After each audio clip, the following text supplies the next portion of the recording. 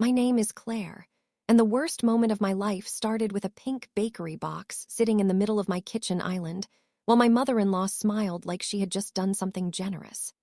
Even now, months later, I still remember the way the ribbon looked wrapped around the box, and the way her fingers rested proudly on top of it, while my son Noah stared at it with excitement in his eyes. At the time, I had no idea that less than 10 minutes later, my 11-year-old son would be lying unconscious on the floor of our dining room, while guests screamed for an ambulance, and my husband shouted his mother's name in horror. The terrifying part is that I had spent years warning everyone this exact thing would happen someday. My relationship with my husband Ethan's mother, Deanne, had been tense from the very beginning. Some women know how to disguise dislike behind fake smiles and polite comments, but Diane never cared enough to pretend. From the first day Ethan introduced me to her, she made it painfully obvious that she thought I wasn't good enough for her son. According to Diane, I was too emotional, too soft, too modern, too controlling, and somehow completely incapable of doing anything correctly. If I cooked dinner one way, she insisted another way was better. If I cleaned the house, she would point out what I missed. If I bought Noah new clothes, she criticized the brands I picked. It felt like every conversation with her turned into some kind of competition I never agreed to participate in. For the first few years of my marriage, distance saved us. Ethan and I lived several hours away because of his job, and that physical space kept Diane's involvement limited to holiday visits and uncomfortable phone calls. I could tolerate her in small doses. But everything changed after Ethan accepted a promotion that required us to move back to his hometown. Suddenly, Diane was no longer an occasional irritation. She became part of our weekly routine. She showed up unexpectedly. She invited herself to dinners. She called constantly. Worst of all, she became deeply involved in Noah's life. That was the difficult part because Noah absolutely adored his grandparents, especially Diane. To him, she was fun and loving and exciting. He didn't notice the judgment in her voice or the manipulative comments she directed at me. He just saw the grandmother who spoiled him with gifts and let him stay up late during sleepovers. Since my own parents were no longer alive, I convinced myself that Noah deserved to have close family relationships, even if maintaining them meant swallowing my pride. I kept telling myself I could handle Diane's behavior as long as Noah was happy. That changed when Diane started challenging Noah's dairy allergy. Noah had been diagnosed when he was very young after a terrifying reaction that sent him to the hospital. This wasn't some mild sensitivity or simple stomach issue. Even small amounts of dairy could trigger swelling in his throat and breathing problems severe enough to become life-threatening. Because of that, we were careful about everything he ate. We carried emergency medication everywhere we went. Every doctor we ever spoke to gave us the same instructions with absolute seriousness. No dairy under any circumstances. Most people understood immediately. Diane did not. From the start, she treated Noah's allergy like an inconvenience invented by overprotective parents. She constantly made comments about how children in her generation ate everything without complaints and how modern medicine had turned parents paranoid. Whenever Noah politely asked whether food contained milk or butter, Diane would sigh dramatically like he was being difficult on purpose. I lost count of how many times I explained the severity of his allergy to her. I showed her paperwork from doctors and allergy specialists. I described what happened during his previous reactions. Nothing changed her mind. According to Diane, avoiding dairy completely would somehow make the allergy worse. She repeatedly insisted Noah needed exposure to build tolerance even after medical professionals directly told her that was dangerous. One evening during dinner at her house, Noah asked whether the mashed potatoes contained butter before serving himself. Diane rolled her eyes so hard it made my stomach twist. She muttered that children today were terrified of normal food and that parents filled their heads with nonsense. Noah looked embarrassed immediately. That was the moment my frustration turned into something darker because I realized Diane wasn't only ignoring his condition. She was making him ashamed of it. After dinner, I pulled her aside in the kitchen and firmly told her she could not mock Noah for trying to stay safe. Instead of apologizing, she crossed her arms and accused me of raising him to be fearful. She claimed I treated him like he was fragile. I remember staring at her in disbelief while trying to stay calm. I told her this was not about parenting opinions or personal beliefs. It was a medically diagnosed allergy that could kill him. Diane looked irritated by that sentence instead of alarmed. That terrified me more than yelling would have. From then on, I stopped allowing Noah to eat anything at Diane's house unless I personally checked every ingredient myself. Diane hated that rule. She complained to Ethan constantly that I was disrespectful and controlling. Unfortunately, Ethan spent years trying to keep peace instead of confronting the problem directly. He kept insisting Diane meant well and simply didn't understand allergies properly. I argued that her refusal to understand was exactly what made her dangerous. Deep down, I began fearing what might happen if Diane ever decided to prove herself right. 3 months before Noah's birthday, my fears nearly became reality during a family barbecue at Diane and Richard's house. Diane proudly brought out homemade pudding and tried handing Noah a bowl herself. Luckily, Noah had become cautious enough to ask me first whether it was safe. I checked the ingredients immediately and discovered she had used heavy cream. When I confronted her, she acted annoyed rather than apologetic. She shrugged and said there was barely any dairy in it. I remember my entire body going cold as I explained again that even a small amount could trigger a severe reaction. Diane rolled her eyes and accused me of exaggerating. Then she said something that stayed in my mind for weeks afterward. She said I acted like she was trying to poison him. The casualness in her voice frightened me because it proved she still did not grasp the seriousness of what she was doing. That night after we got home, I told Ethan I no longer felt comfortable leaving Noah alone with Diane. Ethan looked exhausted by the conversation before it even fully started. He insisted his mother was stubborn, but not malicious. I asked him what would happen if she eventually decided to test her theory about exposure therapy on Noah. Ethan promised she would never go that far. I wanted to believe him, but something deep in my chest told me he was wrong. Ethan said he would speak to Diane again and make sure she understood boundaries. Apparently he did because for the next few weeks Diane became unusually pleasant around me. Too pleasant. Looking back now, that sudden politeness should have terrified me more than her criticism ever did, because it meant she had stopped arguing openly and started planning quietly instead. Noah's 11th birthday arrived on a bright Saturday afternoon in early spring. We kept the party relatively small with close family and several of Noah's school friends. Noah had been excited about it for weeks because we ordered a superhero-themed allergy-safe cake from a bakery he loved. For once, everything seemed peaceful.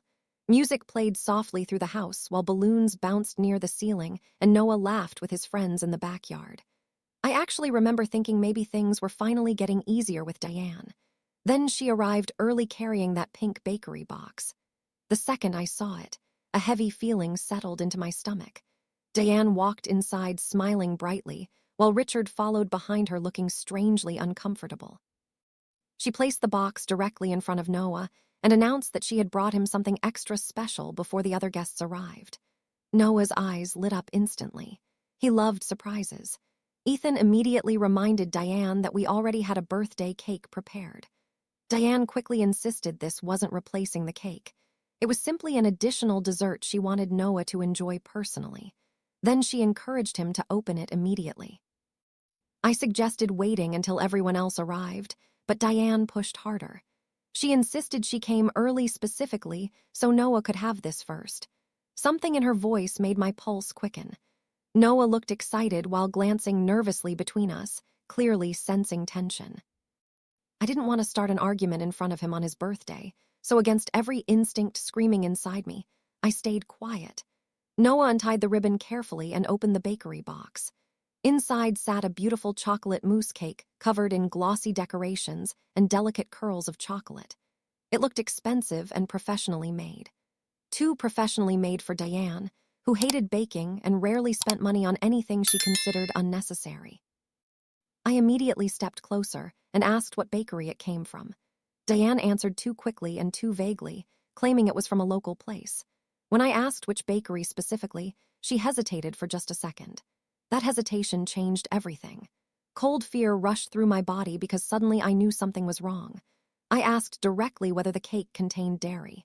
Diane laughed like I had ruined a joke. She dismissed my concern instantly and accused me of overreacting again. Ethan stepped forward looking uneasy and asked the same question. Diane finally admitted the cake contained normal ingredients including cream and butter. My heart dropped because Noah had already taken several bites while we argued. I spun toward him just as he touched his throat nervously and whispered my name in a strained voice. Within seconds, his breathing changed. The room exploded into panic. Noah's knees buckled while one of his friends started crying in confusion. Richard shouted for someone to call emergency services while Ethan rushed to support Noah before he collapsed completely. Through all of it, Diane kept insisting Noah was overreacting. I ran for the emergency medication with my hands shaking so violently I could barely open the case. When I returned, Noah's lips were turning pale and his eyes looked terrified. Ethan was shouting his name repeatedly while trying to keep him conscious. I administered the injection while begging Noah to stay awake, but moments later his body went limp in Ethan's arms and he collapsed unconscious onto the floor while screaming erupted around us. The paramedics arrived within minutes, but to me, it felt like an eternity had passed while I knelt beside Noah on the floor praying he would breathe normally again. Red and blue lights flashed through the front windows, while terrified children stood frozen near the dining room, doorway clutching paper plates and half-opened presents. The birthday music still played softly in the background, creating the most horrifying contrast I had ever experienced in my life. One of the paramedics immediately moved beside Noah and began checking his airway, while another prepared oxygen equipment. Ethan stayed next to our son, gripping his hand so tightly his knuckles turned white. I could barely think straight. My entire body shook with panic and rage and helplessness all at once. Then one of the paramedics asked the question that changed the atmosphere in the room instantly. He looked at the cake sitting open on the kitchen island and asked what Noah had eaten. Before I could answer, Diane interrupted. She insisted Noah must have reacted to something else because the dessert was harmless. Even in that moment, with our son unconscious on the floor, she refused to admit responsibility.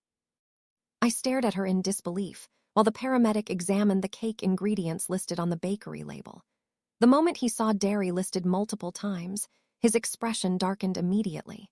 He looked directly at Diane and asked whether she knowingly gave the dessert to a child with a severe allergy. Diane folded her arms defensively and declared that exposure was the only way children built tolerance. The paramedic looked genuinely disgusted. He bluntly explained that allergies do not work that way, and that Noah could have died within minutes without emergency treatment. Diane scoffed and accused everyone of exaggerating. Hearing those words, while my child lay unconscious nearby, snapped something inside Ethan. I had never seen my husband look at his mother with that kind of anger before. He shouted at her in front of everyone, demanding to know how she could ignore years of warnings and medical advice. Diane tried defending herself by insisting she only wanted to help Noah become healthier. Richard looked horrified. He kept staring between Diane and Noah like he could no longer process what was happening. Meanwhile, the paramedics loaded Noah onto a stretcher and rushed him toward the ambulance while I followed close behind fighting tears. Ethan climbed into the ambulance with us while sirens screamed through the streets toward the hospital. During the drive, Noah remained unconscious while machines monitored his breathing and heart rate. I held his cold hand and kept apologizing over and over again for not stopping him from eating the cake. Ethan sat beside me looking shattered. Neither of us spoke much because fear consumed every thought. At the hospital, doctors immediately rushed Noah into emergency treatment while nurses guided Ethan and me into a waiting area. Those next 2 hours felt endless. Every second stretched painfully while horrible possibilities ran through my head. I kept replaying the moment Diane insisted Noah open the cake immediately. I replayed her hesitation when I asked which bakery made it. Worst of all, I replayed the look on Noah's face when he realized he could not breathe. Ethan sat beside me with his head in his hands while guilt slowly crushed him. Eventually, he admitted he should have listened when I warned him repeatedly about his mother. His voice cracked when he confessed that he spent years trying to avoid conflict instead of protecting Noah properly. I knew he blamed himself deeply, but in that moment, I was too emotionally exhausted to comfort anyone. I just needed to know whether my son would survive. Finally, a doctor approached us and explained that Noah was stable. The emergency medication helped slow the reaction before his airway completely closed, but he would need monitoring overnight because severe allergic reactions could sometimes return unexpectedly. Relief hit me so hard my legs nearly gave out beneath me. I burst into tears while Ethan wrapped his arms around me and held me tightly. For several minutes, neither of us could speak. We simply stood there crying quietly in the middle of the hospital hallway because our son was alive. Later that evening, Richard called Ethan asking whether we would return home briefly because several family members remained there after the party ended. At first, I refused immediately because I never wanted to see Diane again. The thought of being near her made my stomach twist with rage. But Ethan insisted we needed to confront what happened while everything remained fresh. He also wanted to gather Noah's belongings from the house before staying overnight at the hospital. Reluctantly, I agreed. When we walked back into our home later that night, the atmosphere felt eerie and broken. Decorations still hung from the ceiling, while abandoned gifts sat scattered across the living room floor. Half-melted ice cream dripped slowly across serving trays nobody had bothered cleaning. The untouched allergy-safe birthday cake remained sitting exactly where we left it before disaster struck. It looked like a celebration frozen in time. Diane sat on the couch scrolling through her phone while several relatives whispered quietly nearby. The moment she saw us enter, she stood up dramatically and asked whether Noah was okay. Ethan answered coldly that Noah survived despite her actions. Diane immediately insisted everyone had overreacted because Noah recovered quickly. Hearing her minimize the situation moments after nearly killing our son filled me with such intense anger that my hands started trembling again. Ethan finally lost his patience completely. He demanded to know why she ignored every warning we ever gave her. Diane defended herself by claiming modern parents rely too much on doctors and fear instead of common sense. According to her, children developed strength through exposure. She insisted she truly believed the dairy would help Noah overcome his allergy eventually. I remember staring at her in absolute disbelief, because even now she refused to understand what she had done. Richard suddenly interrupted her for the first time all night. His voice shook with disappointment as he asked how she could gamble with their grandson's life, simply to prove herself right. Diane looked genuinely shocked that her husband challenged her publicly. Apparently she expected him to defend her like always. Instead, Richard admitted he had warned her repeatedly to stop interfering with Noah's medical care. Several relatives nearby nodded uncomfortably. It became painfully obvious that Diane's behavior had worried people for years. Then Diane made everything even worse. She pointed directly at me and accused me of turning the family against her from the very beginning. According to Diane, I manipulated Ethan into distrusting her and exaggerated Noah's condition to gain attention and control. Hearing her blame me for nearly killing my child pushed Ethan past his limit completely. He stepped between us and told his mother she would never come near Noah again. The room fell silent instantly. Diane looked stunned. Ethan explained that she lost all rights to be part of our lives the moment she intentionally ignored Noah's allergy. He said she cared more about proving herself superior than protecting her own grandson. Diane burst into tears immediately, but they were not remorseful tears. They were angry, desperate tears from someone losing control over a situation. She screamed that we could not keep her grandson away from her and threatened to sue for visitation rights if necessary. Before either Ethan or I could respond, another voice interrupted from the doorway. 2 police officers had entered the house. Earlier at the hospital, while doctors treated Noah, Ethan quietly contacted authorities after learning that knowingly exposing someone to a severe allergen could potentially qualify as criminal negligence. Apparently, the hospital staff documented everything carefully. When the officers explained why they were there, Diane laughed nervously at first because she genuinely believed nobody could arrest her over a birthday dessert. But as the officers continued speaking, panic slowly replaced arrogance on her face. They explained that intentionally giving dangerous allergens to a child despite repeated warnings was a serious matter requiring investigation. Diane immediately started begging everyone to calm down. She claimed she never intended real harm and only wanted to help Noah overcome his condition naturally. I looked directly at her and quietly told her that good intentions mean nothing when someone refuses to listen to reality. Ethan remained completely emotionless while the officers informed Diane she needed to come with them for questioning. For the first time since the nightmare began, Diane finally seemed afraid. She turned desperately toward Richard and pleaded for him to stop everything. Richard lowered his head sadly and admitted he could no longer defend her actions.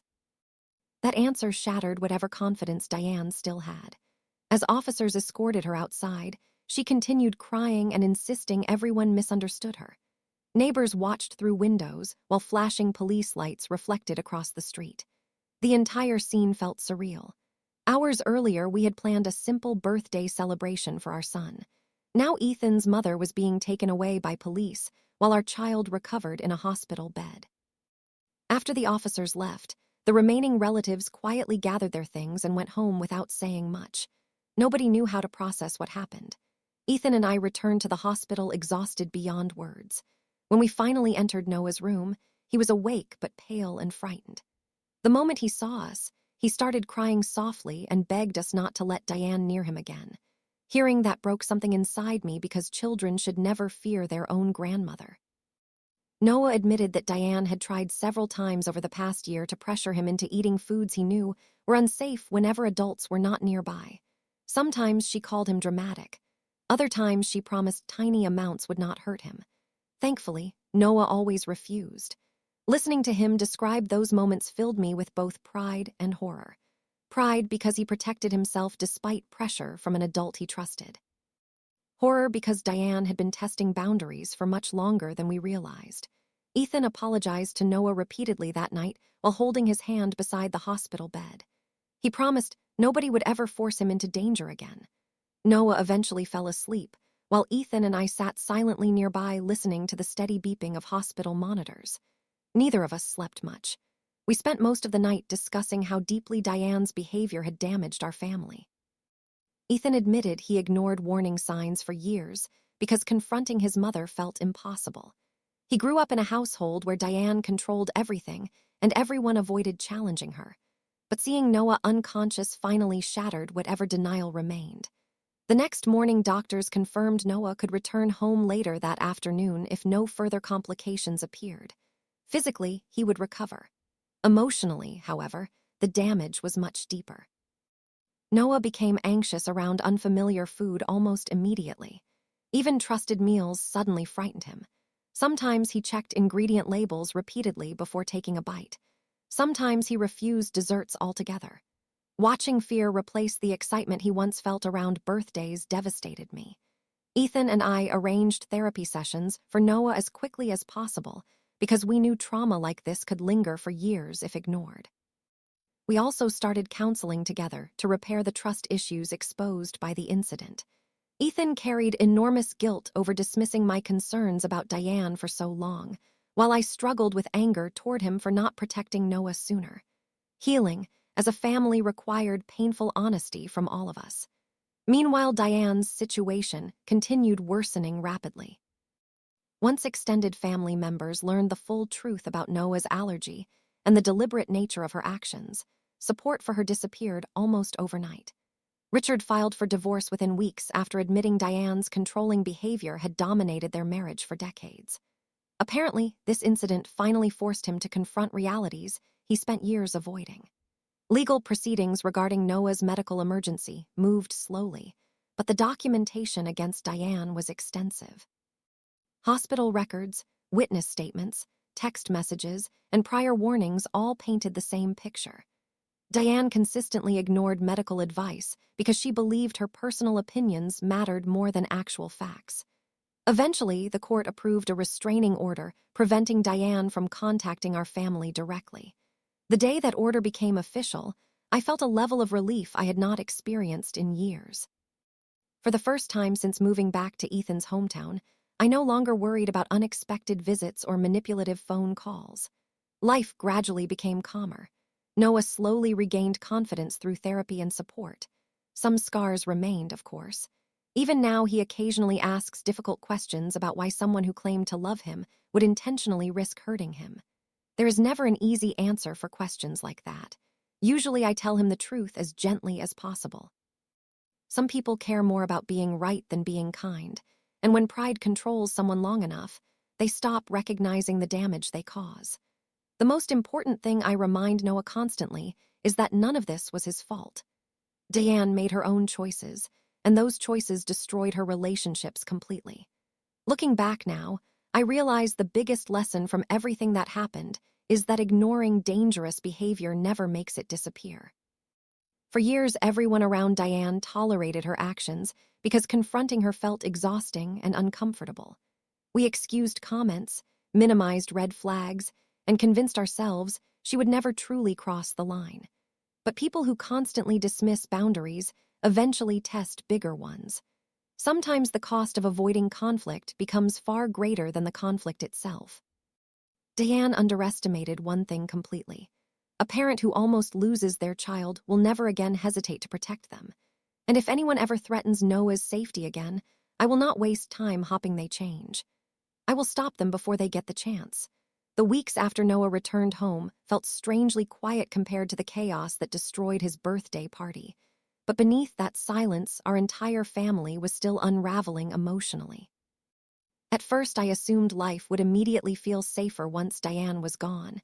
Yet trauma has a way of lingering long after the danger disappears. Every room in the house carried reminders of what happened. The dining room where Noah collapsed became almost impossible for me to walk through without hearing phantom echoes of screaming and ambulance sirens. The sight of birthday decorations in stores made my chest tighten. Even the smell of chocolate triggered anxiety, because it reminded me of that mousse cake sitting innocently on the kitchen island while Diane smiled proudly beside it. Noah struggled the most during the first month. Physically, he recovered quickly, but emotionally, he became cautious in ways no child should ever need to be. Before eating anything, he checked labels repeatedly and asked the same questions over and over again just to reassure himself he was safe. Sometimes, he refused desserts entirely, even when we prepared them ourselves at home. One afternoon, I found him quietly throwing away a cupcake a classmate had given him because he was too afraid to trust it. Seeing fear replace the excitement and joy that once defined him broke my heart in ways I cannot fully describe. Therapy helped, but healing moved slowly. Noah's therapist explained that betrayal from trusted adults often creates deeper emotional wounds than the traumatic event itself. Noah could understand an accident. What he struggled to understand was why his own grandmother ignored warnings that could have protected him. One evening, while we sat together on the couch watching television, Noah suddenly asked me whether Diane ever actually loved him. The question hit me so hard I could barely breathe for a moment. I carefully turned off the television and pulled him closer beside me. He looked genuinely confused, not angry. That almost made it worse. Children naturally believe love means safety, and Diane shattered that belief for him. I told Noah that some people convince themselves they are helping even while causing harm because pride blinds them to reality. I explained that Diane loved the idea of being right more than she respected boundaries or listened to others. Noah stayed quiet for several seconds before softly asking whether she would ever come back. I promised him she would not. The relief in his eyes after hearing that nearly made me cry. Ethan also changed dramatically after the incident. For years, he spent enormous amounts of energy trying to avoid conflict between me and Diane. Like many people raised by controlling parents, he learned early in life that keeping peace felt easier than confrontation. But watching Noah collapse destroyed whatever denial Ethan still carried about his mother's behavior. For the first time in our marriage, he openly admitted how deeply Diane manipulated everyone around her for decades. He confessed that growing up in her household often felt emotionally exhausting because Diane always needed control over every situation and reacted aggressively whenever challenged. Ethan said he spent most of his childhood trying to prevent arguments instead of expressing his own opinions honestly. Hearing him describe that environment helped me understand why confronting Diane felt nearly impossible for him all those years.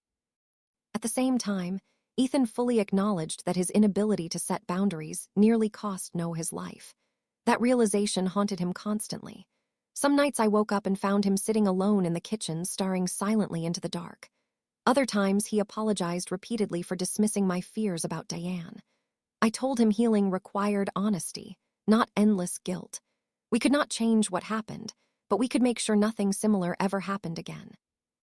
Counseling became essential for both of us because trauma affected our marriage in complicated ways.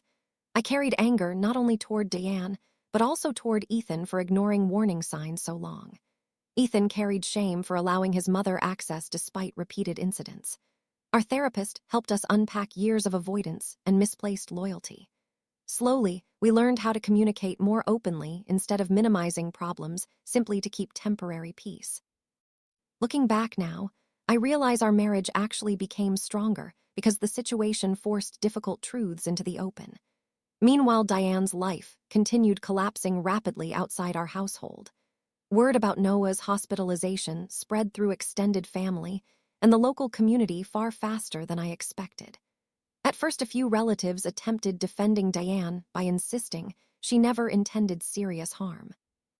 Those conversations ended quickly once they learned doctors documented Noah's reaction as potentially fatal, and that Diane knowingly ignored years of medical warnings.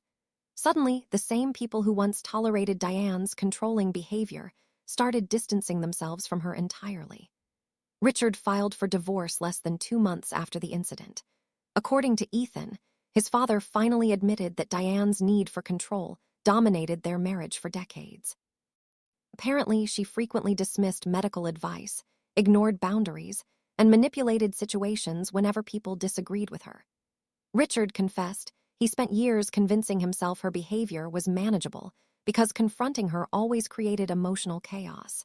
But seeing Noah unconscious finally shattered his excuses, too. During one emotional conversation, Richard admitted he would never forgive himself for failing to protect Noah sooner. I honestly felt sorry for him because he looked like a man waking up after years of emotional exhaustion. The legal investigation regarding Noah's medical emergency continued quietly in the background for several months. Detectives interviewed family members, collected witness statements, and reviewed previous text conversations where Ethan and I repeatedly warned Diane about Noah's allergy. Apparently, the evidence painted an extremely clear picture. Diane knowingly purchased a dessert containing ingredients she fully understood could trigger a severe allergic reaction. Worse, she attempted justifying her actions afterward instead of expressing immediate remorse. Her refusal to acknowledge wrongdoing damaged her case badly. During one hearing, Diane reportedly argued that modern medicine exaggerated food allergies and that she believed small exposures would strengthen Noah naturally. Hearing that statement later made me feel physically sick because even after everything happened, she still prioritized her personal beliefs over actual reality. Eventually, Diane accepted a plea agreement that included probation, mandatory counseling, and restrictions regarding contact with minors in situations involving medical supervision. Some people thought the consequences were too harsh. Others thought she deserved jail time. Honestly, I stopped caring about punishment after a certain point. My focus remained entirely on Noah's healing and protecting our family moving forward. The restraining order remained the most important outcome for me personally because it guaranteed Diane could not approach Noah directly again. The day the judge finalized that order, I experienced a sense of peace unlike anything I had felt since moving back to town. No more surprise visits. No more manipulative phone calls. No more anxiety every time the doorbell rang unexpectedly. For the first time in years, our home finally felt safe. Richard stayed involved in Noah's life despite everything that happened. At first, Noah felt nervous around him because the entire situation damaged his trust in adults generally, but Richard worked patiently to rebuild that connection. He never pressured Noah emotionally or demanded forgiveness on Diane's behalf. Instead, he simply showed up consistently and respectfully. Sometimes he attended Noah's soccer games quietly from the sidelines. Other times, he brought board games and spent evenings playing with Noah at our dining room table. Slowly, Noah began relaxing around him again. One afternoon, I overheard Noah laughing loudly while Richard helped him build a complicated model airplane in the garage. That sound meant more to me than I can explain because genuine joy had become rare after the trauma. Richard eventually admitted he regretted not standing up to Diane much earlier in life. He said fear and exhaustion kept him passive for too long. I appreciated his honesty because many people never acknowledge the damage caused by silence. Over time, our family developed new routines that helped restore normalcy. Friday movie nights returned. Noah invited friends over again without anxiety dominating every moment. Birthdays remained difficult initially, but eventually Noah agreed to celebrate his 12th birthday quietly with close friends at a small outdoor park instead of inside the house. Ethan and I spent weeks carefully planning every detail to make sure Noah felt safe and relaxed. The morning of the party, I worried constantly that memories from the previous year would overwhelm him emotionally. But something beautiful happened instead. Halfway through the celebration, Noah laughed while opening presents and suddenly looked genuinely carefree again for the first time in months. I caught Ethan watching him from across the picnic tables with tears in his eyes. Neither of us spoke about it then because we both understood the same thing silently. Our son was finally beginning to heal. That evening after guests left, Noah hugged me tightly and thanked me for protecting him. I barely held myself together hearing those words, because parents often wonder whether children notice sacrifices made quietly behind the scenes. In that moment, I realized Noah understood far more than I ever expected. As time passed, I also learned difficult lessons about boundaries and intuition. For years, I ignored my instincts regarding Diane because I wanted family harmony. I minimized warning signs because confronting someone constantly felt exhausting. Society often pressures people, especially mothers, to tolerate harmful behavior in the name of keeping families together. Looking back now, I realize protecting peace at all costs can become dangerous when someone repeatedly disrespects boundaries. Diane did not suddenly become reckless overnight. She tested limits gradually for years, while everyone around her excused smaller incidents to avoid conflict. That pattern taught me an important truth. When someone repeatedly ignores small boundaries, eventually, they will ignore bigger ones too. Another painful lesson involved understanding that intentions do not erase consequences. Diane constantly insisted she wanted to help Noah, but good intentions mean nothing when someone refuses to respect reality. Pride can become incredibly destructive when people value being correct more than keeping others safe. Even now, I occasionally hear distant relatives claim Diane meant well deep down. Maybe she did. But Noah still stopped breathing on our dining room floor because of her choices. Outcomes matter more than excuses. About a year after the incident, Ethan received a long handwritten letter from Diane through one of her relatives. Neither of us expected it because she had not contacted us directly since the restraining order began. Ethan read the letter privately first before asking whether I wanted to see it too. According to him, Diane spent several pages blaming stress, family pressure, and misunderstandings for everything that happened. Only near the end did she vaguely apologize for causing pain. What stood out most, however, was that she still avoided fully admitting responsibility. Even after losing her marriage, damaging her reputation, and destroying relationships with her family, Diane continued framing herself partly as a victim. Ethan quietly burned the letter in our fireplace that same night. He said reading it finally helped him accept something he spent years avoiding. Some people never truly change because admitting fault would destroy the identity they built around always being right. Surprisingly, letting go of hope for reconciliation brought Ethan peace rather than sadness. He stopped chasing impossible closure and focused entirely on the family standing in front of him instead. Eventually, life moved forward in ways that once felt impossible during those terrifying hours at Noah's birthday party. The fear did not disappear completely, but it stopped controlling every moment. Noah regained confidence little by little through therapy, support, and consistency. Ethan became more assertive about boundaries with everyone in our lives, not just Diane. As for me, I learned to trust my instincts without apologizing for them. Mothers are often labeled overprotective when they recognize danger before others do. I no longer care about that label. If protecting my child aggressively makes people uncomfortable, I can live with that easily. One cool autumn evening nearly 2 years after the incident, I stood in the kitchen helping Noah decorate cookies for a school fundraiser while Ethan cleaned dishes nearby. Music played softly through the speakers, and Noah laughed because he accidentally spilled flour all over the counter. The moment felt so ordinary and peaceful that it caught me off guard emotionally. There had been a time when I feared our family would never feel normal again after everything Diane destroyed. Yet there we were, laughing together in the same kitchen where the worst day of our lives once unfolded. Healing did not happen suddenly. It happened through hundreds of quiet moments exactly like that one. Before going to bed that night, Noah hugged both of us and casually reminded Ethan to sign a permission slip for school. Such a small, normal sentence nearly made me emotional because ordinary life had once seemed impossible to recover. After Noah went upstairs, Ethan wrapped his arms around me and whispered that we made it through the worst thing our family had ever faced. I leaned against him, listening to the familiar sounds of our safe, peaceful home. For a long moment, I thought about how close we came to losing everything because one person valued control more than compassion. Then I looked around at the life we rebuilt together and realized something important. Deanne lost the very thing she tried so desperately to control. She lost her family completely, but we survived. We healed. And despite all the fear and pain she caused, she never succeeded in breaking us apart. In the end, love protected Noah far more powerfully than pride ever could. And if there is one thing I know with absolute certainty now, it is this: no relationship, tradition, or obligation matters more than keeping your child safe. The moment someone proves they are willing to risk that safety, they lose the privilege of remaining close to your family.